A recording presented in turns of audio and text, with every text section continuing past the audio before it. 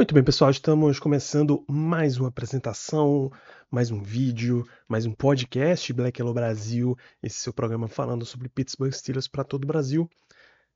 Hoje a gente traz o episódio 6 da nossa série especial Os Seis Anéis, comentando todos os 6 títulos de Super Bowl do Pittsburgh Steelers. Eu sou Danilo Batista e você, o seu apresentador, o seu guia nessa viagem do tempo, o seu professor nessa aula de história dos Steelers. Vocês sabem como é que a gente tá fazendo esses nossos episódios.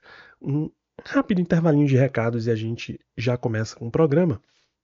Lembrar vocês de seguir @BlackYellowBR no Twitter e no Instagram, onde a gente acompanha as notícias dos Steelers. De novo, vou dar uma datada aqui. Por exemplo, hoje, nesta terça-feira, 24 de junho, dia de São João, Aaron Rodgers declarou que essa vai ser a última temporada dele na NFL como um todo. Ele tá razoavelmente certo de que isso vai acontecer. Então, tudo isso a gente comenta nas nossas redes sociais.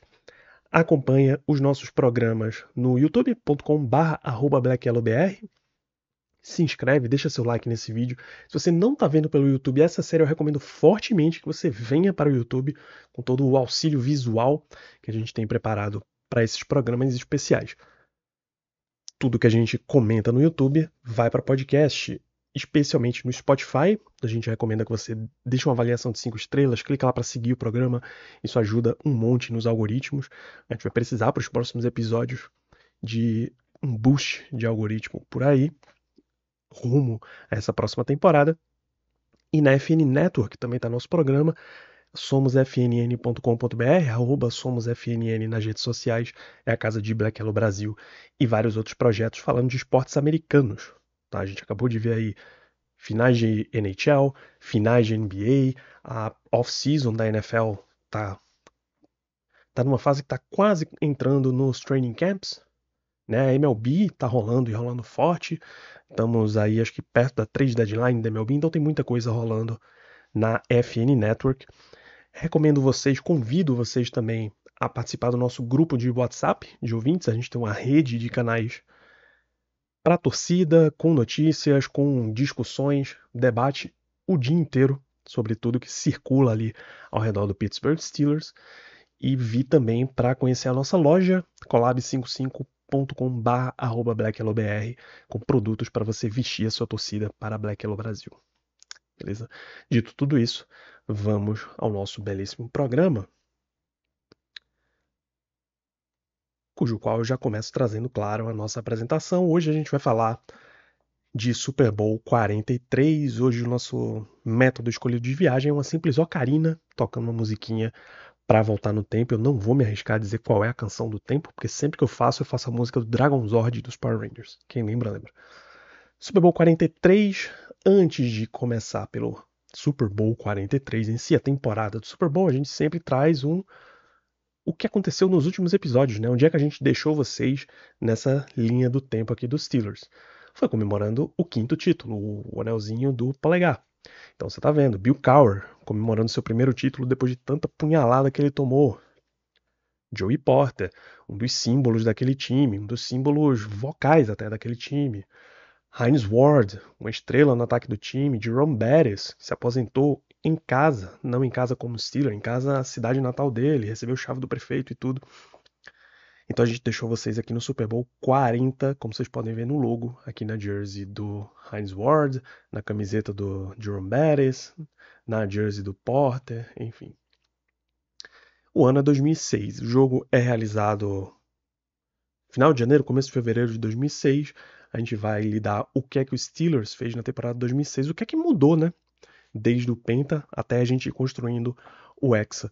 Jerome Bettis se aposenta, logo depois, no campo, ele anuncia que essa é a última parada. Vocês lembram que já havia uma expectativa que ele fosse se aposentar ao final da temporada 2004, mas aí Ben Roethlisberger convenceu, e o resto do time convenceu ele a voltar para mais uma temporada. Ele volta e sai como campeão. Joey Porter, por questões de cap, foi cortado dos Steelers e assinou com o Miami para essa temporada. Ele voltaria aos Steelers como técnico depois, e tem aquele momento super icônico dele entrando em campo naquele Steelers e Bengals de playoff, que os caras batem nele e geram uma falta que avança mais ainda os Steelers no campo, eles conseguem chutar o field goal da vitória, enfim. Joey Porter continuou tendo uma sua ligação muito forte com o Pittsburgh Steelers, mesmo tendo o interesse de basicamente toda a liga, inclusive toda a AFC Norte queria o Porter. Tommy Maddox, que era o quarterback titular na construção aí da era Bill Cowher, mas perdeu a vaga por lesão para Ben Roethlisberger, foi cortado do time também, foi parar na AFL, Arena Football League. O Antoine Randall foi um free agent já naquele ano e deixaram ele assinar com Washington. Kimo Van Oelhoffen, defensive end, também free agent, assinou com Jets. Chris Hope, safety titular, o free safety titular dos Steelers, também saiu como free agent, assinou com o Titans. O Steelers trouxe o Ryan Clark, figuraça, titular, tranquilo no time, hoje comentarista da ESPN, analista de mão cheia, um entrevistador de mão cheia, grande nome. Veio de Washington para Pittsburgh e o running back Najee Davenport veio de Green Bay para Pittsburgh. O draft de 2006, os Steelers acaba de perder o Anton Randall, eles ficam com aquela vaga ali enorme de wide receiver 2, eles trazem Santonio Holmes, eles trocam da 32, olha só, o time campeão tem a 32ª escolha. Eles fazem uma troca com o Giants para cima, mandam uma primeira, uma terceira e uma quarta rodada, pegam o Holmes do New York Giants, mas veja que mesmo trocando 3 escolhas, o time ainda teve um draft bem recheado, sabe? Dessa galera aqui, dá para destacar o Santonio Holmes, dá para destacar o Willie Colon, que foi tackle titular nessa geração inteira por aí. Em junho de 2006, Ben Roethlisberger sofre um acidente de moto. Isso é muito significativo para o que era Big Ben, né? Em campo, ele era inconsequente. Ele era o cara que, porra, o técnico tá me dizendo para fazer um pouco mais de leituras curtas, de simplificar o meu jogo aqui. Mas eu jogo, eu consigo jogar, eu posso ficar com a bola presa um tempão aqui na minha mão, porque eu sei que eu vou achar o passe magnífico, magistral, eu vou conseguir converter a jogada, eu vou conseguir trazer um touchdown pra gente, então não preciso ficar me limitando aqui pelo que o técnico pede, né? Ele sofreu um acidente sério, várias fraturas de rosto e tal, voltou a jogar ainda naquele ano, tá? Imediatamente antes da abertura da temporada, ele passou por uma cirurgia de apêndice, apendicectomia, né? Perdeu o jogo de abertura. Um pouco mais à frente sofreu uma concussão, tomou acho que contra o Atlanta Falcons, se eu não me engano, capacete com capacete, apagou ali, perdeu a situação. Então foi um ano de muita lesão em cima dos Steelers, tá? Um ano meio enrolado ali. O time acabou com um 8-8, uma campanha bem abaixo do esperado para um time que vem de um título, né? E depois dessa temporada 2006 se encerra a era Bill Cowher, deixando todo o recado a todos os torcedores dos Steelers em Pittsburgh ou em todo o país. Muito obrigado pela paixão e pelo apoio, reforçando o que era Bill Cowher, né, no Pittsburgh Steelers. Era um cara de paixão, de coração. Eu já disse isso antes, você pode até tirar o povo da cidade de Pittsburgh, mas você nunca vai tirar a cidade de Pittsburgh do coração do povo. Eu sou de vocês, eu sou um Yinzer. Essa Yins, Y-I-N-Z, é basicamente uma gíria de identificação dos Steelers. No lugar de falar vocês, you all, como falam em algumas outras regiões, eles sempre falam Yins. E é assim meio que se identifica um Pittsburgher. Essas são as palavras de Bill Cowher, que era um técnico de muita paixão em campo. Você nota nos vídeos que ele aparece que ele está sempre envolvido com o lance, ele está sempre correndo. Os juízes mandando ele não entrar em campo e tal. Um contraste muito forte com o antecessor dele, Chuck Noll, que era o cara mais do eu não preciso levantar meu tom de voz, vocês sabem o que eu quero que vocês façam, vocês são perfeitamente capazes de serem especiais sem eu estar motivando vocês o tempo inteiro. Aí vem o Bill Cowher, vira o jogo e ele é o cara da motivação, do coração e tal. E aí o Steelers passa pelo processo de escolher o seu próximo técnico. Ken Whisenhunt, que era o coordenador ofensivo, foi um dos entrevistados. O Russ Grimm, que era o técnico de OL e assistente do Bill Cowher, foi entrevistado também.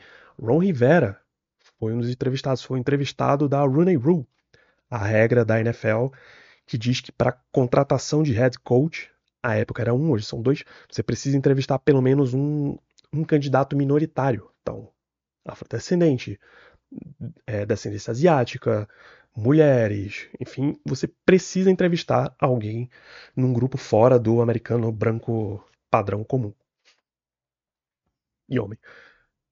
Então eles entrevistaram vários técnicos, mas o que chamou a atenção mesmo foi o cara que era o coordenador defensivo do Minnesota Vikings, senhor Mike Tomlin. Tá?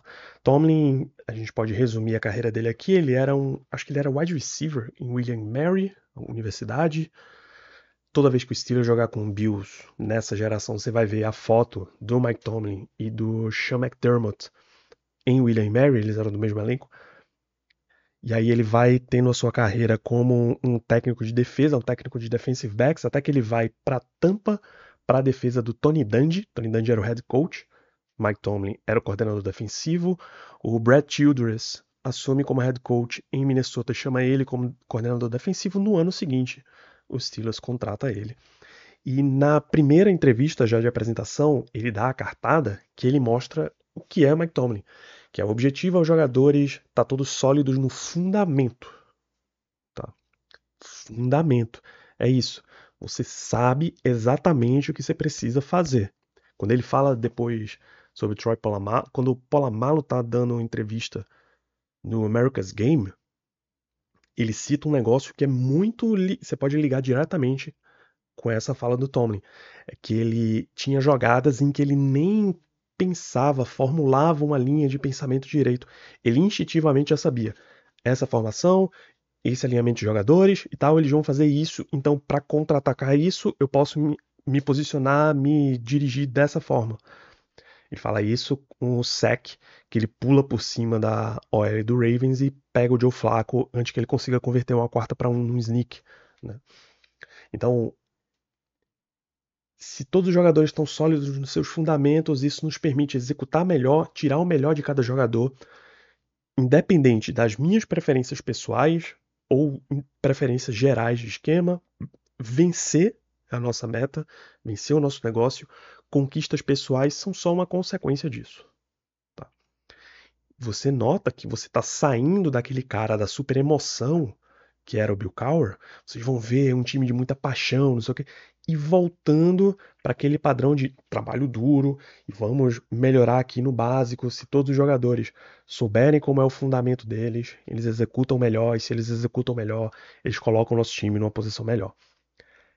Curiosamente, não curiosamente, Mike Tomlin acaba sendo um descendente, entre aspas, da árvore de técnicos do Chuck Noll. Chuck Noll foi quem deu uma das primeiras chances para o Tony Dungy. Tony Dungy foi coordenador defensivo dos Steelers na era Chuck Noll. Foi jogador e coordenador.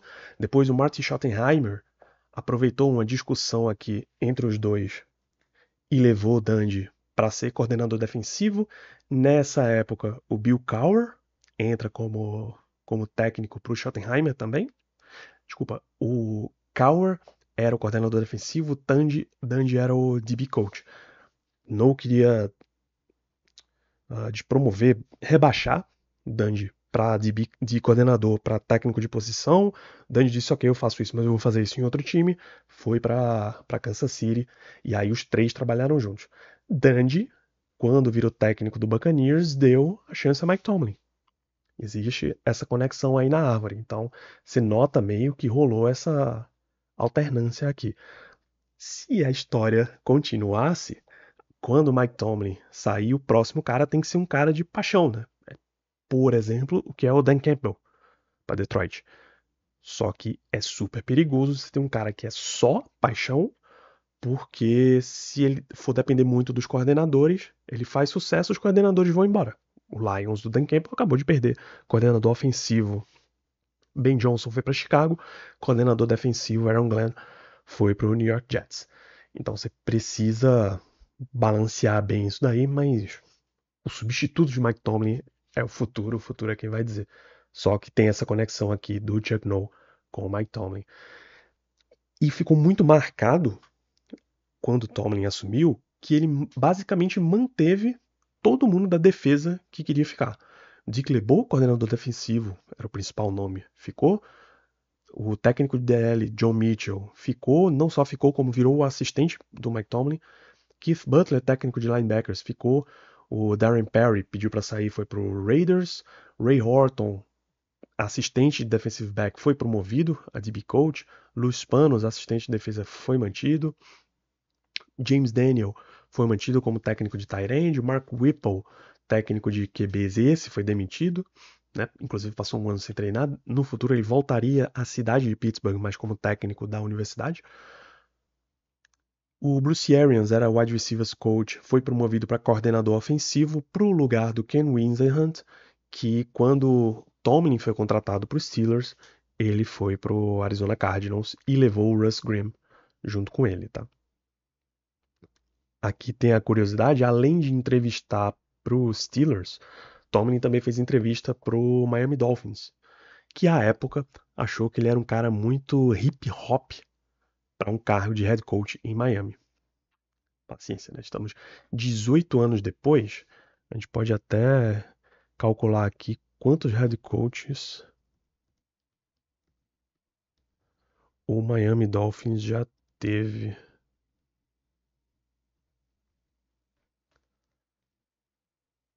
Vai ser na crocodilagem mesmo. Então, em 2000, eles tinham acabado de sair do Nick Saban, tá? Aquele mesmo cara que ficou famoso com Alabama. Cam Cameron foi contratado naquele ano, só durou 2007. Tony Sparano entre 2008 e 2011. Todd Bowles, acho que foi interino em 2011. Joe Philbin assume em 2012 e sai em 2015. Dan Campbell, esse mesmo que é técnico do Lions, foi interino em 2015. Adam Gase entre 16, 17, 18. Brian Flores, 19, 20, 21. E o Mike McDaniel está em 22, já teve 23, 24 e vai para 25 também. Então você nota a quantidade de técnicos que o Dolphins teve de lá para cá. Cameron, Sparano, Philbin, Gase, Flores, McDaniel, sem contar os interinos, são 6 técnicos. O Steelers teve um só. É uma diferença absurda. Tá? Mas aí, cara, nenhuma outra franquia da NFL, se eu posso cravar, teve menos técnicos ou a mesma quantidade de técnicos que os Steelers. Tá? Todos eles trocaram de head coach. O mais perto disso é o Baltimore Ravens, porque o John Harbaugh assume no ano seguinte, 2008. John Harbaugh vai voltar aqui nesse nosso papo. Então o Tomlin faz isso daqui. Dessa comissão técnica, deixa eu ver se ainda tem mais algum nome de destaque. É lembrar que o Bill Nunn, aquele lendário scout, já estava no front office. Kevin Colbert era diretor de operações de futebol barra general manager. Eu tô na temporada 2006, né? Eu preciso da 2007. O Tim Rooney, não, o Joe Green era assistente do GM, assistente de personnel. O Marcan já estava na direção. Ele era coordenador de Business e Football Administration, o que quer que seja esse cargo.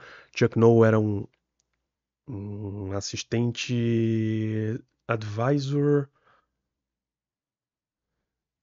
um consultor, isso. Dessa galera aqui, o Mike Tomlin trouxe Ken Anderson, que foi um grande quarterback com o Cincinnati Bengals, para ser o técnico de quarterbacks.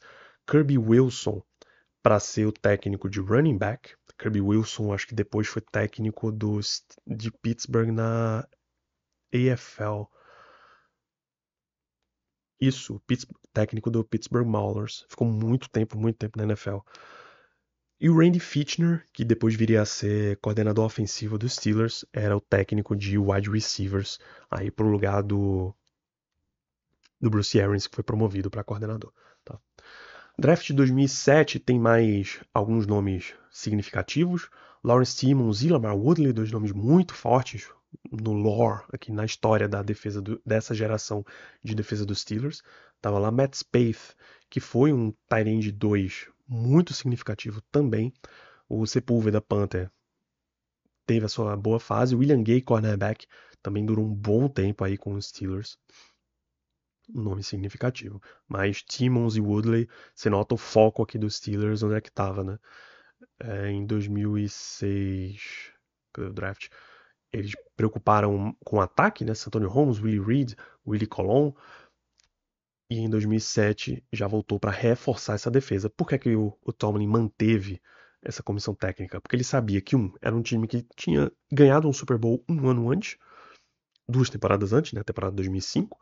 Era um time cuja defesa era muito, muito forte. Ele tinha um estilo diferente. Sei lá, o Dick LeBeau rodava mais 3-4. Ele preferia a Fire Zone Blitz. Mike Tomlin era o estilo Tampa 2, 4-3 e tal. Ele preferiu manter isso daí, ele abdicar um pouco das próprias convicções, como ele disse na primeira entrevista dele, mas manter o time focado ali nesse objetivo de ganhar Super Bowl. Em 2007, o Steelers acaba com uma campanha 10-6. A primeira temporada do Tomlin foi bem sucedida, mas vale ressaltar que se você pegar aqui as 4 últimas semanas, tem derrota para o Patriots, é o Patriots do Belichick e Tom Brady já, derrota para o Jaguars em casa, uma vitória em St. Louis contra o Rams e derrota em Baltimore. Classificam para o Wild Card, mas acabam derrotado para o Jaguars, um jogo, cara, eu não tenho nem palavras para descrever o quão soft foi esse jogo, tá? Bizarro. Maurice Jones-Drew fez touchdown de todo jeito. Quase fez um de retorno de kickoff. Então você tem 4 últimos jogos, 3 derrotas. Os Steelers, os jogadores relatam que eles treinaram muito forte nessa temporada de 2007. O training camp foi muito exaustivo, meio que para marcar, tipo, ó, acabou a era Bill Cowher, tá? O head coach de vocês agora sou eu, Mike Tomlin. Então vocês vão fazer no meu estilo. Se a gente vai trabalhar fundamento, a gente vai trabalhar pesado, de novo, de novo, de novo, de novo, de novo, e muito forte. Então se acostumem com isso. E aí o time chegou meio esgotado lá no final. A gente teve mais saídas desse time. O Alan Faneca, como free agent, foi pro Jets. Clark Higgins, outside linebacker, foi pro Cardinals. E mais 3 chegadas. Isso aqui a gente já vai para 2008, tá? Justin Hartwig foi contratado como center, já que o Hartings se aposentou. Ele vem de Carolina para Pittsburgh. Byron Leftwich, que era o titular do Jaguars 2 anos antes. 2 anos antes, não era ele o titular aqui. Quando o Steelers perdeu pro Jaguars, era o David Garrard que jogava. Leftwich foi contratado como free agent porque o Charlie Batch machucou na pré-temporada. E o Mewelde Moore foi contratado como free agent vindo de Minnesota porque o Veron Hayes, que era o running back 3, sabe aquele running back de terceira descida? Saiu, eles precisavam de um outro jogador para completar ali. No draft de 2008, a resposta dos Steelers foi com Rashard Mendenhall, primeira escolha. O Lima Swede, wide receiver. Ainda teve um offensive tackle nesse time e um outro quarterback. Então era um time, como o Mike Tomlin disse, que eles focaram em ir atrás de armas para o ataque. Mendenhall e Lima Swede é isso, né? No lugar de solidificar essa linha ofensiva. Isso meio que viria, esse tiro ia meio sair pela culatra no futuro, mas a gente volta para isso daí. 2008 para os Steelers é um ano marcado por tragédias. O Ernie Holmes, o linha defensiva histórico lá dos primeiros anos de títulos, faleceu num acidente de carro. O Dwight White também faleceu nessa época. O Myron Cope, que era radialista, jornalista, o cara que criou a Terrible Towel, estão vendo aqui em cima, também veio a falecer em 2008. Essa época também o Pittsburgh Penguins já estava começando, já estava engajado ali na sua campanha rumo ao título de Stanley Cup. Nesse ano específico, eles perdem para o Detroit Red Wings. Já era a era Sidney Crosby, Dino Malkin, Marc-André Fleury. Eles perderam em 2008 e no ano seguinte eles ganhariam também para o Detroit Red Wings, né? Pittsburgh volta meio a ser a City of Champions nesse período.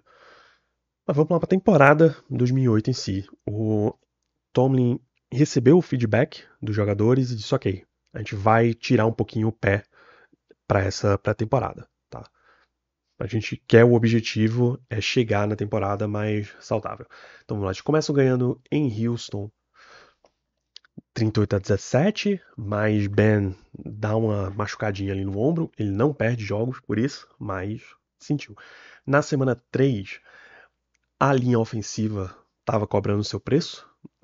O Big Ben tomou 8 sacks em um jogo aqui para o Eagles. O time perdeu por 15-6.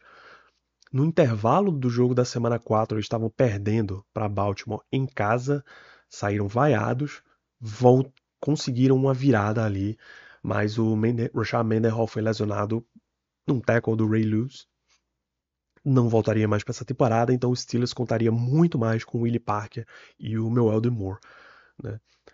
Na sequência da temporada, como o Steelers tinha tido o título de divisão no ano anterior, então eles tinham aquele calendário caprichado nesse ano, né? Então o Giants, que era o atual campeão, né? A gente está na temporada do Super Bowl 43, o Giants ganhou 42 em cima do Patriots, estava aqui. O Indianapolis Colts, que ganhou o Super Bowl 41 de Chicago, está aqui também.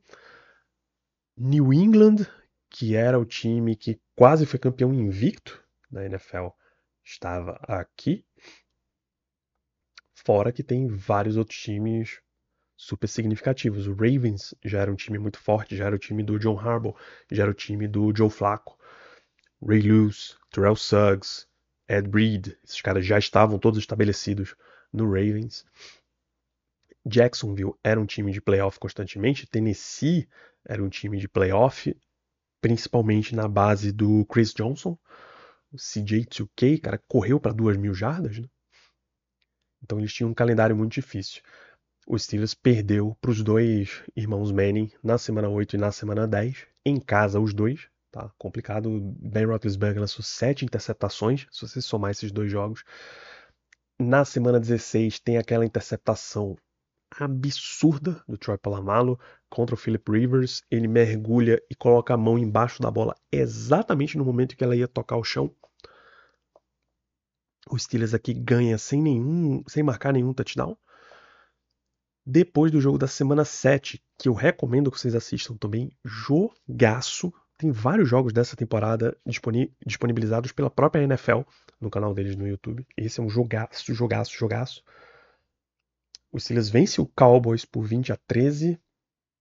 É o time de Tony Romo, de Dez Bryant. E eles saem dizendo que o Willie Parker sai dizendo depois que o Steelers está correndo muito pouco. O Steelers acho que tinha o pior jogo corrido de toda a liga nessa semana. E provoca Mike Tomlin a dar entrevista de que todo dia quando eu chego aqui no CT, eu passo ali por 5 Lombardi Trophies, 5 títulos de campeão. Não são 5 títulos de melhor jogo corrido da liga. Então, nosso foco é vencer. Não tô nem aí para como a gente vai vencer. O que interessa pra gente é vencer. Então ele sai com uma campanha 12-4 na temporada 2008, vencem a AFC Norte de novo, pegam a Seed 2, tá vendo Tennessee aqui, ó? Então Tennessee, Miami 11-5, San Diego 8-8, Colts Wildcard 12-4 e Ravens Wildcard 11-5. O Patriots fica 11-5 também, não classifica no desempate. Vale citar que esse é o ano que o Tom Brady tá machucado. E aí o Matt Cassell é o quarterback. Se você for assistir o documentário do título, o documentário da temporada, o America's Game, você vai ver que tem alguns sacks dos Steelers em jogos contra o Patriots com o quarterback usando a 16, não a 12. É o Matt Cassell, que era o titular por ali. Nos playoffs, né, o Steelers com uma seed 2 ganha uma bye week de wildcard, recebe San Diego nos playoffs. Aqui o Tomlin bota o Willie Parker para correr, 146 jardas corridas, 2 touchdowns. Para a final de conferência, que aí vem Baltimore. Baltimore bateu Miami na primeira rodada, bateu Tennessee, seed 1 na segunda rodada, por muito pouco. Você nota o poderio de defesa deles, né? 9 pontos para Miami, 10 pontos para Tennessee, e aí vão visitar os Steelers. A curiosidade desse jogo, que eu também recomendo que vocês assistam, também está completo no YouTube da NFL, é que o prefeito de Pittsburgh, o jogo ia ser em Pittsburgh, o jogo foi em Pittsburgh, o prefeito de Pittsburgh chamava Luke Ravenstahl. naquela época, ele anunciou em coletiva que ele ia mudar o nome para Luke Steelerstal naquela semana. Se alguém tentasse chamar ele para o Ravenstall na semana, ele não ia atender. Enfim, esse é um jogaço, jogaço, jogaço, absolutamente histórico, super, super, super físico. Tem um ponto da partida em que o Ravens está montando ali uma campanha para pegar a liderança dos Steelers. Estão perdendo, acho que por um ponto. E aí o Troy Polamalu tá falando, lembrando o jogo no America's Game e diz, pô, os caras estavam com um head coach novo, um quarterback calouro, uma super defesa. Ia ser uma história fantástica se eles saíssem da Seed 6 e ganhassem os 3 jogos fora para ir ao Super Bowl. E o último deles sendo aqui em Pittsburgh, né? Ia ser uma história muito boa, mas não rolou. E aí ele pega uma interceptação, uma pick six em cima do Joe Flacco. O Steelers vence por 23-14. Vou deixar o link para você ver esse jogo completo. Eu também virei esse jogo completo. Final de conferência Steelers e Ravens é absolutamente imperdível. Em 2008, para compilar resultados, Big Ben com 281 de 469 passos completos, 3.301 jardas, 17 touchdowns, 15 interceptações, que é uma proporção horrorosa. Tá? É pouco touchdown e é muita interceptação, principalmente para essa quantidade de touchdowns. Mas esse era Ben Roethlisberger. Bicho. Você ia viver ou morrer com ele. Ele era esse cara que arriscava muito, ele ainda se arriscava muito. Diversas críticas durante a temporada de que ele segurava demais a bola, mas ele continuava com aquela filosofia de, cara, tá resolvendo. Eu lanço algumas interceptações? Lanço. Mas olha aí, a gente tá ganhando jogos. Nosso time foi 12-4. Eu sei que se eu conseguir levar o nosso ataque a marcar 3 pontos, a gente provavelmente vai ganhar o jogo, porque a defesa vai ganhar o jogo pra gente. Então, esse era Ben Roethlisberger. Hines Ward, wide receiver 1, 7 touchdowns, 1.043 jardas, 81 recepções.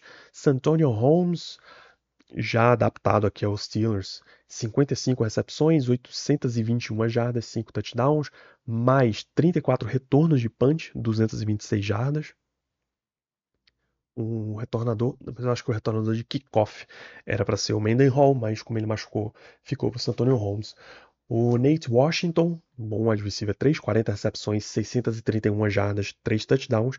E o Heath Miller, super, super sólido, 514 jardas, 3 touchdowns em 48 recepções. Tá? O Steelers procurava muito Heath Miller. Em termos de jogo corrido, o Willie Parker, 210 corridas, 790 jardas, 5 touchdowns. Você vê que virou essa chave, né? Era um time que passava mais do que corria. O Mewello Moore, 140 corridas, 588 jardas, 5 touchdowns. Dá até para trazer um pouquinho de estatísticas de defesa desse time.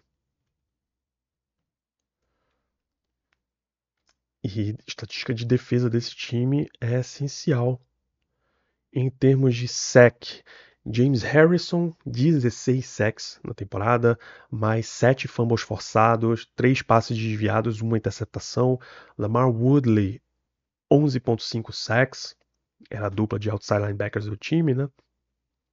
2 fumbles forçados, 1 interceptação, 16 tackles para perda de jardas, o James Harrison também. Aaron Smith, 5 sacks e meio. Lawrence Timmons, 5 sacks. James Ferrier, 3 sacks e meio. A gente pulou para interceptações. Troy Polamalu, 7 interceptações. Tá? 17 passes desviados. O Tyrone Carter, 3 interceptações. Bryant McFadden e Deshae Townsend, 2 cada um. O Ike Taylor teve uma interceptação, mas teve 15 passes defendidos. Então era um time muito especial. Se a gente olhar em tackles, James Ferrier, 133 tackles, 89 solo. James Harrison, 101 tackles, 67 solo. Ryan Clark, 88 tackles, 52 solo. Né? Muita gente contribuía muito para esse time. Tá? Era um time muito, muito forte. Era uma defesa muito, muito forte. E isso a gente consegue ver em termos estatísticos. Nenhum jogador de ataque desses Steelers foi ao Pro Bowl. Era um ataque meio pedestre, tá? Numa época em que você tinha super quarterbacks e super recebedores e tal. Eu, eu até perdi o link aqui, mas a lista do Pro Bowl, para dar uma ideia para vocês, o Peyton Manning era o quarterback, com Brett Favre, Jay Cutler. Peraí, eu tô no ataque. Ah, o Brett Favre tava no Jets e o Jay Cutler tava em Denver. E Kerry Collins, Thomas Jones do Jets, Chris Johnson do Titans, Ronnie Brown do Dolphins e Marshawn Lynch em Buffalo eram os running backs. O Andre Johnson de Houston, Brandon Marshall de Denver, Reggie Wayne de Indianapolis, Wes Welker de New England eram os wide receivers. Tony Gonzalez, Antonio Gates e Owen Daniels eram os tight ends. Então tinha uns caras muito fortes. Mas aí quando você pulava pra defesa, cara, era praticamente impossível não ter Dwight Freeney e Robert Mathis, em Indianapolis, o James Harrison e o Terrell Suggs, outside linebackers, Pittsburgh e Baltimore. Joey Porter, em Miami, estava aqui também. Inside linebacker, Ray Lewis e James Farrior, Baltimore e Pittsburgh. Cornerback tinha uns caras muito fortes, o Darrell Reeves já estava subindo aqui. O Ed Reed, de safety, como free safety. E o Troy Polamalu, também não tinha como não ter. Chris Hope era o titular dos Steelers no outro Super Bowl, já estava se destacando aqui em Tennessee, ou ainda estava se destacando na liga, mas em Tennessee. Então é muito nome, cara, são os nomes que a minha geração está acostumada a ver. Tá? Se você pegar da NFC, a gente volta depois, mas Kurt Warner, Drew Brees, Eli Manning, Adrian Peterson, Larry Fitzgerald, Steve Smith Sr., Roddy White, Jason Witten, o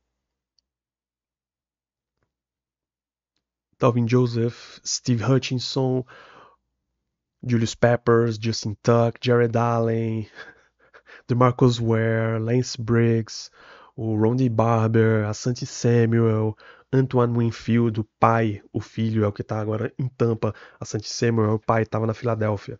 O filho dele, acho que ainda é um free agent. Brian Dawkins, Adrian Wilson, Patrick Willis. Então tinha muito nome que a minha geração tá super acostumada a ver. Mas para os Steelers, Pro Bowlers, voltando para o nosso assunto aqui, era o James Harrison, outside linebacker, o Troy Polamalu, strong safety, os dois entre os titulares do Pro Bowl, e o James Farrior como um reserva. Isso basicamente se repete nos All-Pro. James Harrison, outside linebacker, Troy Polamalu, safety, first team, e o James Farrior, second team. Mas o nosso querido James Harrison foi o jogador defensivo do ano. Tá se juntando a uma lista muito, muito boa de jogadores. O Steelers já tinha tido eleições de jogador defensivo do ano. O Minjo Green já foi. O Jack Lambert já foi. Acho que o Mel Blount foi também. O Troy Polamalu ainda entraria na lista só em 2010. Então eram um jogadoraços, assim. Se a gente viu o Harrison como um reserva na temporada do Super Bowl 40, aqui com a saída do Porter, ele assume. Quando o Clark Hagan sai, ele assume ele assume mais ainda, e o Lamar Woodley se junta a ele. Então essa linha defensiva dos Steelers continua super potente. E aí a gente traz a medida para vocês verem por que não tem Pro Bowler, All-Pro dos Steelers no ataque. O time era o 20º ataque em pontos, 22º em jardas, 17º em jardas aéreas, 23º em jardas corridas. Era um ataque pedestre, assim, abaixo do meio da tabela. Só que a defesa era estupenda. A defesa número 1 em pontos cedidos, defesa número 1 em jardas cedidas, defesa número 1 em jardas aéreas cedidas, defesa número 2 em jardas corridas cedidas. Sabe, o James Farrior era um símbolo disso daí. E o adversário? Então o Steelers aqui está pronto na nossa linha do tempo aqui para chegar ao Super Bowl. Já chegou ao Super Bowl 43. Quem é o adversário deles? É o Arizona Cardinals. Vocês já sabem disso. O que ele nos traz de história? O Ken Whisenhunt era o coordenador ofensivo dos Steelers. Ele foi um dos candidatos a head coach para substituir o Bill Cowher. Quando o Tomlin foi contratado, ele pulou para Arizona. levou o Russ Grimm, que era técnico de OL com eles. Terry Austin, que hoje é coordenador defensivo dos Steelers, era o DB coach daquela época. Tá? Ele não foi roubado dos Steelers não, mas vale citar que ele estava por lá. E é um time, de novo, de nomes históricos. É o Kurt Warner, que já era campeão, tinha saído de St. Louis, assinou com Arizona.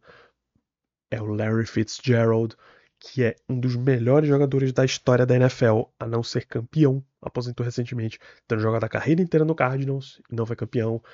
Tem a estatística bizarríssima de que ele tem. Meu Deus.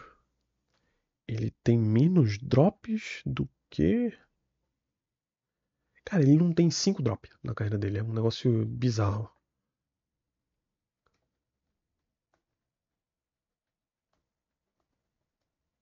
Ele tem mais tackles que ele fez do que drops.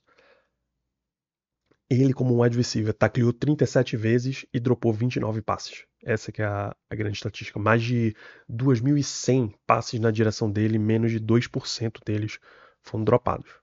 É óbvio que o cara é um Hall da Fama. Né? Assim, ainda tem aqui Edgerrin James, era o último respiro da carreira dele, mas running back lendário da NFL. Os defensores, o Calais Campbell era calouro naquele ano. O Darnell Dockett, 90, grande nome. Carlos Dansby, grande nome. O Antonio Smith, grande nome. O Dominique Rodgers-Cromartie, grande nome. Então o Cardinals tinha uns caras bem lendários, assim. Era um super ataque, terceiro melhor ataque em pontos, quarto melhor ataque em jardas, segundo melhor ataque aéreo da liga, principalmente a base de Larry Fitzgerald, Anquan Boldin e o wide receiver número 3, meu Deus. Agora você absolutamente me pegou. Que era outro cara bom, Steve Briston. Três wide receivers de bom nome. Larry Fitzgerald, Anquan Boldin, Steve Briston. No entanto, eles eram o 32º ataque em jardas corridas da liga. A defesa não era absolutamente nada demais. 28º em pontos cedidos, 19º em jardas, 22ª jardas aéreas, 16ª em jardas corridas. No Pro Bowl, eles botaram bem mais caras de ataque. Kurt Warner, Larry Fitzgerald e Anquan Boldin. O Adrian Wilson, safety, estava por lá, e o special teamer Sean Murray também. Mas o Larry Fitzgerald foi first team All Pro e o Adrian Wilson second team All Pro. É de fato um jogador lendário. Eles classificam com seed 4, campanha 9 e 7, tá? Vencem Atlanta em casa, viajam para enfrentar o Carolina Panthers e vencem lá também, e batem Filadélfia, que era seed 6, ganhou do Giants, jogo histórico também, no NFC Championship Game. E aí eles partem para o Super Bowl 43. Esse jogo foi disputado no Raymond James Stadium, em Tampa. Tá? E entre os titulares, a gente pode citar aqui, os Steelers, é curioso que eles entram com uma formação de 3 tight ends entre os titulares. Heath Miller, Matt Spaeth e Sean McHugh. O running back, um do time era Willie Parker, Ben Roethlisberger, quarterback, Hines Ward, wide receiver 1, e a linha ofensiva, Max Starks, que era um reserva no outro Super Bowl, Chris Kemoato, Justin Hartwig, Darnell Stapleton e Willie Colon. Na defesa, Aaron Smith, Casey Hampton, Brad Kiesel, terceiro titular. À frente é isso, Brad Kiesel. Lamar Woodley, James Farrior, Larry Foote, James Harrison. Aqui era absurdo. Esse era o grande núcleo dos Steelers. Tá? Secundária de Ike Taylor e Bryant McFadden, os dois corners. McFadden era um reserva e ascendeu à titularidade. Ryan Clark, Troy Polamalu, os dois safeties. Bela dupla também. Em Arizona, a gente destaca, claro, Larry Fitzgerald, Anquan Boldin como wide receivers. Leonard Pope viria a jogar no Steelers alguns anos depois. Kurt Warner e Adrian James são Hall da Fama, né, como é o Troy Polamalu também. Na defesa, Antonio Smith, o Darnell Dockett são jogadores clássicos do time, marcantes. O Carlos Dansby também, Rodgers Cromartie, Adrian Wilson e Antrell Rowe são nomes super significativos. Você nota que entre os titulares eles anunciaram 3 defensive backs, né? E 4 linebackers, um 4-4-3. E não a secundária com 2 corners e 2 safeties, como a gente está acostumado. Mas esse era o Arizona Cardinals. Enfim, isso é o que a gente tem para o nosso Super Bowl 43. Tá vendo esse jogo no YouTube? O link para ver o jogo completinho, direto do YouTube da NFL, tá aqui na descrição do vídeo. Tá ouvindo esse programa como um podcast?